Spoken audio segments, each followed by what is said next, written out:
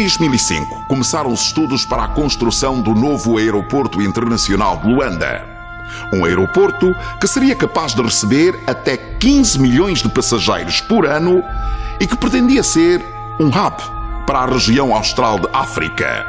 Um projeto orçado em mais de 3 mil milhões de dólares. Mas hoje, passados 15 anos, o aeroporto não existe e a previsão para a conclusão das obras é incerta. Mas o que explica toda essa demora? Irregularidades no processo de contratação, falta de fiscalização das obras e má qualidade dos serviços prestados.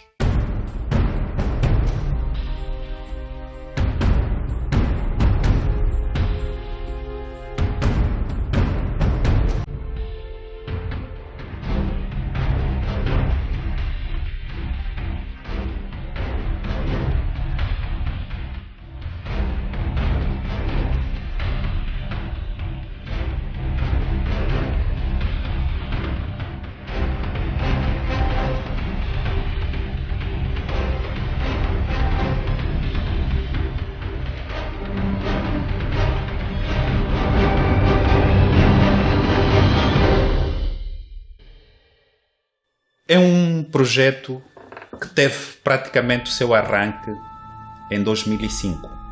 E as obras passaram de 300 milhões de dólares para 9 mil milhões de dólares. E com linhas de crédito da China, quer dizer, no fundo, o que é que o aeroporto passou a ser? Um comedouro de dinheiro, um sorvedouro de dinheiro para vários interesses privados.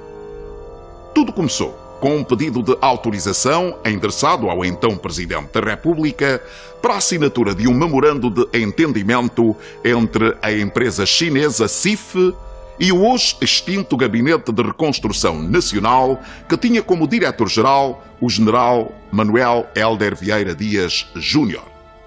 2 anos após a assinatura do memorando, em 2007, o CIF iniciou a construção do novo aeroporto, sem qualquer procedimento concursal e sem a aprovação do Parlamento. E o CIF praticamente entra para realizar a obra como uma espécie de intermediária, porque não tinha qualquer passado de construção civil. E como é que se podia atribuir uma obra de grande dimensão, chamado dos maiores aeroportos, seria um dos maiores aeroportos da África, a uma empresa sem historial de construção civil, nem de edifícios? O CIF não tinha historial de construção civil. Pronto, por aí já se podia ver que era um esquema. Início das obras em 2007. 2009, resolução do Conselho de Ministros que aprova o projeto de construção do novo aeroporto internacional. 2014, aprovação da contratação do CIF e do orçamento da empreitada no valor de quase 4 mil milhões de dólares. Notem, portanto, que as obras começaram efetivamente sem qualquer aprovação do projeto, do acordo comercial com a empreiteira ou do orçamento, como se a decisão sobre a utilização do dinheiro público só dependesse da vontade de um pequeno grupo de privilegiados sem a necessidade da prestação de contas à população. Alguém decidiu num Estado democrático de direito, nessa altura tínhamos um conjunto de leis e era imposição, até porque tratava-se de uma empreitada de obras públicas. Só este facto do início das obras desse aeroporto acabaram mesmo por viciar todo o processo e todas as condições de execução do projeto. E o descaso com a utilização do dinheiro público fica também mais evidente na autorização de uma obra desta magnitude sem qualquer tipo de fiscalização. Foram 10 anos de execução, até 2017, sem que se soubesse o que na realidade estava a ser construído lá dentro. Quando, na altura até, ministros, lembro quando, na altura, o ministro da Indústria, Joaquim David tentou visitar e foi barrado.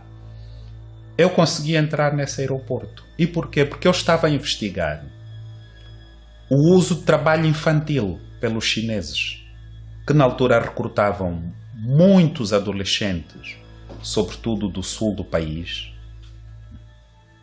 e havia lá um pequeno cemitério, onde aqueles que morriam nas obras eram ali enterrados. Eu fui visitar nessa altura. Não é?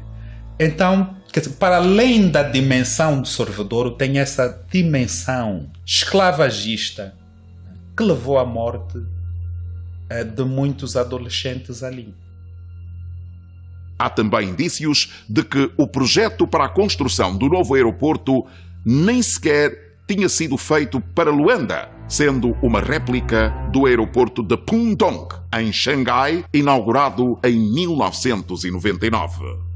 É que se olharmos, por exemplo, o Senegal inaugurou há poucos anos um aeroporto moderníssimo, com muito boas condições, e não custou mais de 300 milhões de dólares ou 400 milhões de dólares. Quer dizer, aqui falamos em 9 mil milhões de dólares e temos uma obra que, do ponto de vista de engenharia e de arquitetura, está tudo mal feito. Tem de se refazer novamente. Depois a questão que se colocou logo de início: e como é que as pessoas acedem ao aeroporto? Por que vias? Meios de transporte? Foi tudo mal pensado. Ainda no ano de 2017, uma nova negociação obscura. O Ministério dos Transportes, agora responsável pelo aeroporto, assina um acordo com o CIF, colocando fim ao contrato de empreitada, e começa a transição para uma nova empresa chinesa, a AVIC. Nesta altura, o governo angolano já havia pago ao CIF cerca de 1 bilhão e 250 milhões de dólares. A empreitada chinesa alegava já ter entregue 65% da obra e cobrava uma dívida de 950 milhões de dólares. Mas o relatório da empresa contratada como fiscal constatou a conclusão de apenas 48% da empreitada. Assim, após discussões com o representante do CIF, o general Dino, acordou-se o nível de execução física em 57%. Também, fruto deste trabalho de fiscalização, foi possível a Procuradoria-Geral da República recuperar 280 milhões de dólares que haviam sido pagos a uma subempreiteira do CIF que se desligou do projeto sem o conhecimento do governo angolano. Hoje, 15 anos após o início das obras, foi detectada a necessidade de correções de engenharia e funcionalidade para adequar a estrutura aos novos padrões de modernidade e de inovação. E a previsão de inauguração do grandioso aeroporto ainda é incerta. O que vai ocorrer é que, apesar desta vontade, a responsabilização criminal deve vir. E eu até nisso também vou mais lá para frente por causa das condições jurídico-legais também patrióticas em volta disso. As pessoas devem, se são ligadas ao Estado, estiveram no exercício de função pública, a responsabilização deve ir até a possibilidade de haver alguma despromoção. Como disse, se são pessoas que estiveram no Estado, certamente algumas até estão reformadas, estão a receber alguma pensão de reforma do Estado. Então, deviam devolver essa pensão, deixar de receber, porque os danos são incalculáveis.